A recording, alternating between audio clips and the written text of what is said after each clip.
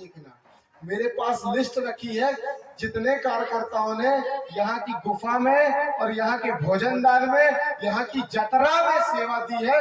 वो सारे के सारे कार्यकर्ता, कोई डीएसपी बना हुआ है, कोई डिस्ट्रिक्ट कमांडेंट बना हुआ है, कोई तहसीलदार बना हुआ है, कोई टीआई बना हुआ है, कोई रिसर्चर बना हुआ है, कोई प्रोफेसर बना हुआ है, और बहुत कम उम्र में बन गया। तुम तो बुढ़े होने निकल गए। यह हकीकत है। ये आशीर्वाद इन शक्तियों का है, और वो शक्तियों का आशीर्वाद मात्र नहीं है, उसके साथ साथ वो शक्तियां आपको इतना ज्यादा व्यवहारिक बना देती है कि जब वो इतना ज्यादा आप व्यवहारिक हो जाते हैं तो आप व्यवहारिक रूप से जो भी आप पढ़ते हैं उसको आत्मसात कर लेते हैं। और फिर जब आप कुछ सफल नेतृत्व बन के जाते हैं, जब आप आईएएस आईपीएस लेवल में जाते हैं, तब आपका नाम सम्मान से लिया जाता है मेरे भाई। वरना ऐसे कॉम्पिटिटिव एग्जाम की तैयारी कर रहे हैं, ऐसे मोबाइल से कितनी देर पढ़ते, हम तो पूरा लेक्चर सुनते हैं बट बीच बीच में रील्स देखते हैं और नोटिफिकेशन देखते हैं कि व्हाट्सएप पे किसने हमको हेलो बोला है। यही तो चल रहा है, यही चल रहा है। निकलो, निकलो उस आभासी दुनिया से, निकलो उस जोन से, क्योंकि तुमको, अगर तुमने इस बार लड़ाई नहीं लड़ी तो 2024 में तुम एसटी नहीं कहलाओगे। तुम्हारे लिए शेल्टर होम कोविड के पहले रख दिया गया है बना के, पता है कि नहीं? सीए एनआरसी का नाम सुना है? सुना है सीए एनआरसी? पता है कि नहीं? एनआरसी, सीएनपी नहीं, एनआरसी, सीएए, वो एक्ट हो गया ना। तो सिटीजनशिप अमेंडमेंट एक्ट ये क्या कर रहा है कि ऐसे लोग जिनके पास भारत की नागरिकता नहीं है उनको नागरिकता देगा। कौन देगा? Citizenship amendment act. क्रोनोलॉजी समझो, उसके ये बाद में होगा, उससे पहले एनआरसी होगी। एनआरसी में क्या होगा? नेशनल क्या होगा? सिटीजन, वो सॉरी मैं भी वो हकले की तरह शायद कंफ्यूज हो गया, नहीं कि मैंने उसको हकला बोला, हकले की बात कर रहा हूँ। वो कुछ लोग समझ गए किसकी बात कर रहा हूँ। देखो गृह मंत्री है, मरवा देगा नहीं तो क्या है कि उसमें पहले वो देखेंगे कि तुम आदिवासी होने लायक हो या नहीं हो। अगर तुम ईसाई बन गए हो, अगर तुम मुस्लिम बन गए हो, अगर तुम हिंदू बन गए हो तो क्या कहेंगे पता है? अब तो तुम कहाँ आदिवासी रह गए, कहाँ तुम पत्ता लपेटते हो, कहाँ तुम गोंगो करते हो।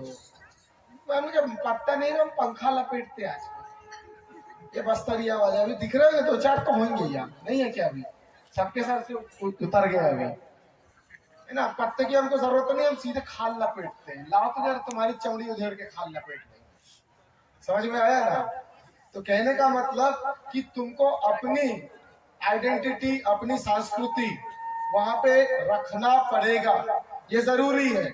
अगर तुमको ये नहीं पता है कि कैसे रख रहे हो, चंदा आप सब खुला, उधर जाओ, वहां से कुछ किताबें मिलेगी कि कैसे करना कैसे नहीं करना।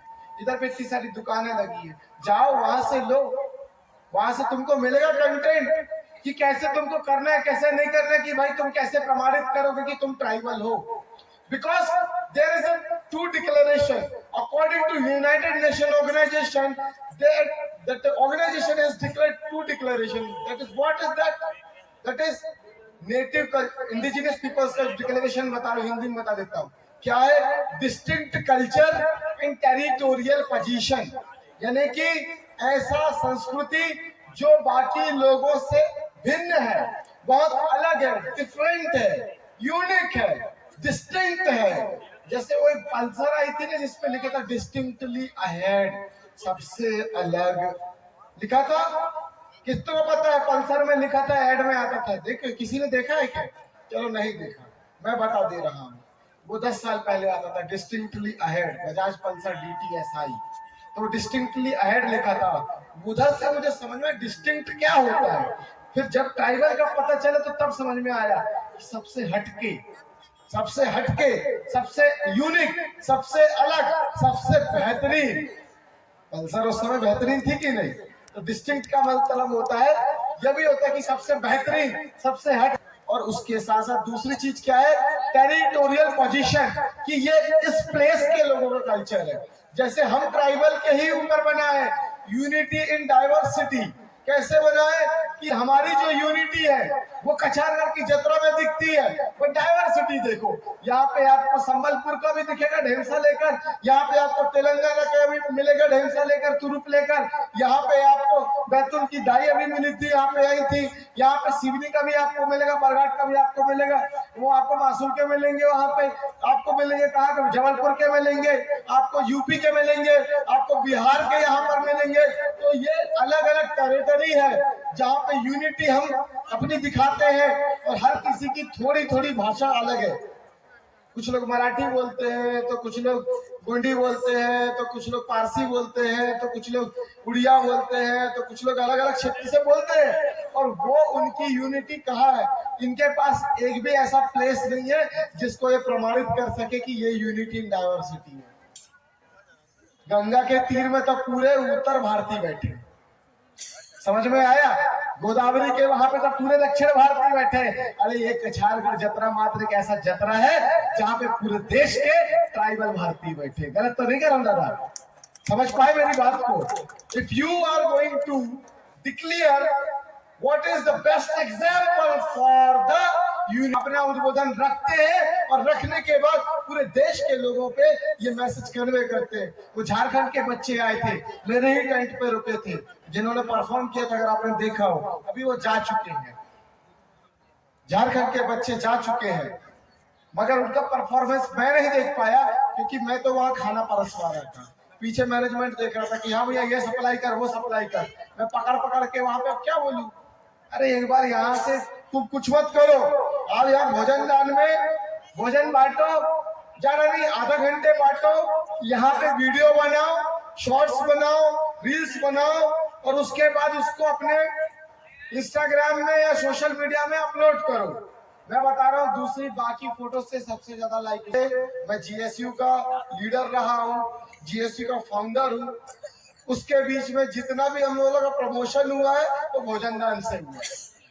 अगर तुमको लगता है कि तुम प्रमोटिव होना चाहते हो, तुम्हारे अंदर कैपेसिटी है कि तुम प्रमोशन चाहते हो, खुद को बेहतर स्किल पे रिप्रेजेंट करना चाहते हो, तो जाओ ना भोजन दान में एक बार सेवा दो ना। एक तो इतना पैसा लगा के इतनी दूर आए हो, तो एक दिन और सही, रुकने की तकलीफ है तो वहीं सामने पानाल पारसी पैंठाना करके मेरा टेंट लगाया जाना, वहीं रुकवा लूंगा। समझ पा रहे मेरी बात को?